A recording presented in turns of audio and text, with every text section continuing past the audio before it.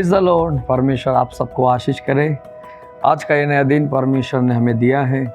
हर दिन परमेश्वर का वचन सुबह सुबह सुनना हमारे लिए बहुत ही आशीष की बात है।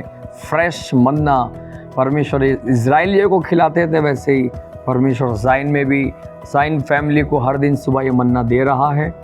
आज भी हम एक वचन पढ़ेंगे और परमेश्वर हमें वचन के द्वारा आशीष करे। भजन संहिता 149 उसके दूसरे वचन से हम लोग पढ़ते हैं। वहाँ लिखा है, इज़राइल अपने कर्ता के कारण आनंदित हो, सियोन के निवासी अपने राजा के कारण मग्न हो।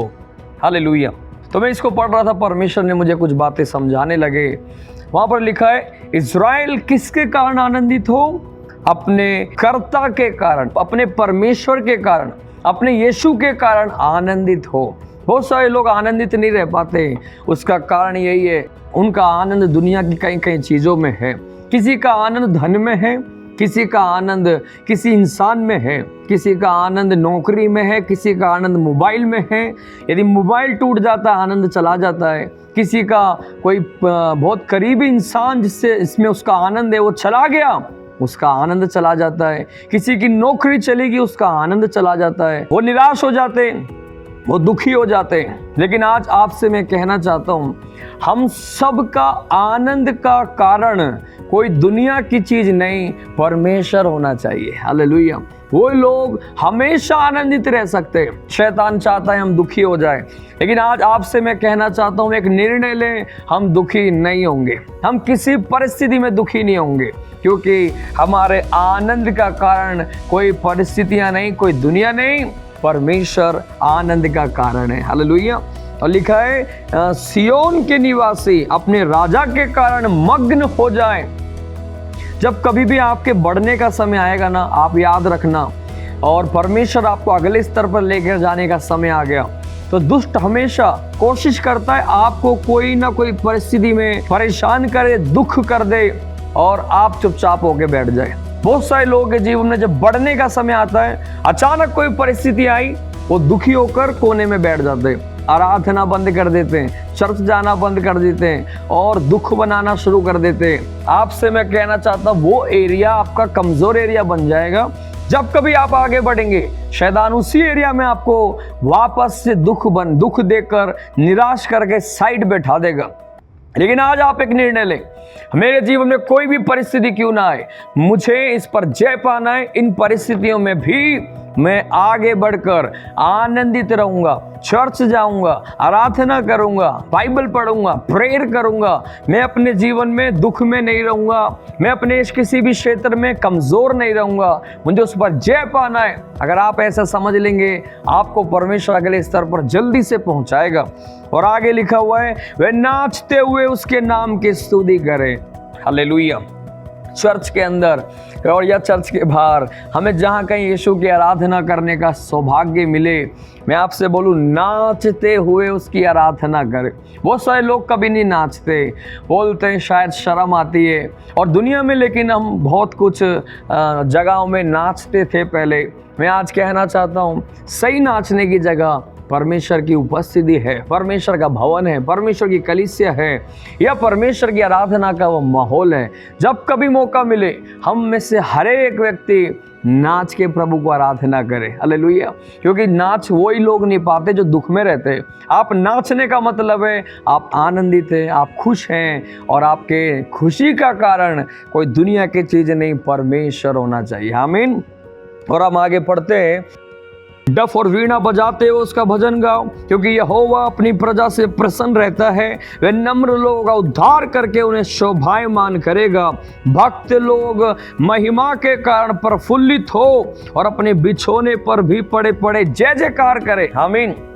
आपसे मैं बोलना चाहता हूँ, बिछोने पर भी पड़े पड़े आराधना करने वाला, असली आराधक, परमेश्वर को जो आराधना करने वाला, सिर्फ चर्च में नहीं, अच्छी परिस्थितियों में नहीं, हर परिस्थितियों में आराधना करता है। वरन बिछोने पर भी परमेश्वर कह रहा है पड़े पड़े आप दुख की बातें ना सोचें, मेरे साथ उसने ये किया, उसने मेरे साथ वो किया, अपने अपनी परेशानियों को ना सोचें। बिछोने पर भी पड़े पड़े जय जयकार करें, हालेलुया, यीशु के गीत गाएं, यीशु की आराधना करें, या बिछोने पर पड़े पड़े आराधना सुने, क्योंकि परमेश्वर उसके योग्य है। ऐसे करने से क्या होगा, देखो आगे लिखा हुआ है 6 पद के अंदर देखते हैं, उनके कंठ से परमेश्वर की प्रशंसा हो।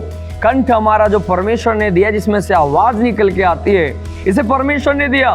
यहाँ लिखा हुआ, इसके द्वारा परमेश्वर की प्रशंसा हो। जब कभी आपका मुंह खुले, इस कंठ से सिर्फ परमेश्वर की बड़ाई होनी चाहिए, प्रशंसा होनी चाहिए। किसी की बुराई या नकारात्मक शब्द या गंदे शब्द, गालियां हमारे कंठ से कभी भी ना निकले। परमेश्वर की प्रशंसा हमेशा निकले। और लिखा, उनके हाथ में 2 धारी तलवार रहे। वो 2 धारी तलवार परमेश्वर का वचन है।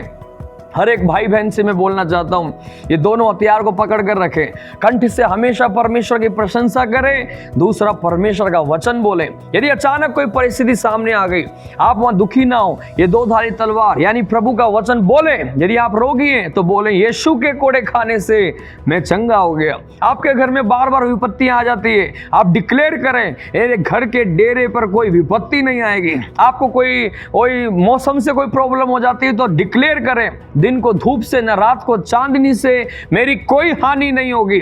हर बात के लिए वचन को, 2 धारी तलवार को डिक्लेयर करें वचन को, और शैतान की उस बातों को कैंसिल कर दें। हालेलुया। ऐसे आप आगे बढ़ेंगे। और आगे क्या लिखा हुआ है कि वे जाति जाति से पलटा ले सके और राज्य राज्य के लोगों को ताड़ ना दे।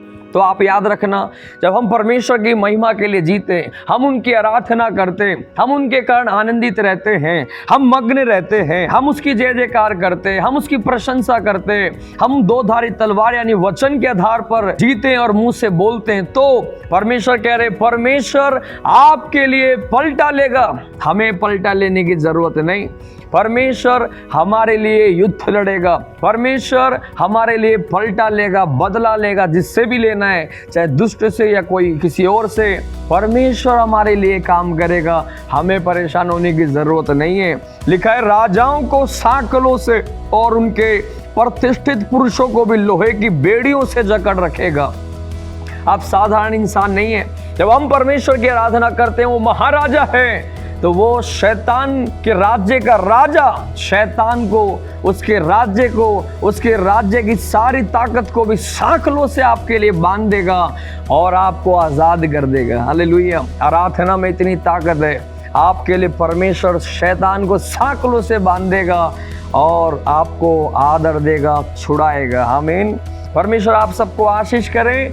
इन वचनों को सीखकर आप आगे बढ़ें, ऐसे ही जीवन बिताएं और ऐसा एक विजयी जीवन बिताकर आप प्रभु की महिमा करें। आए मिल के प्रार्थना करें। प्रभु यीशु मसीह धन्यवाद, आज का वचन सुनने के बाद हर एक को आप ऐसे जीने के लिए सहायता करना। आए हुए इस मीटिंग को देखने वाले सब प्रिय लोगों को आशीष कर पिता। प्रार्थना सुना, धन्यवाद यीशु के नाम में, आमीन।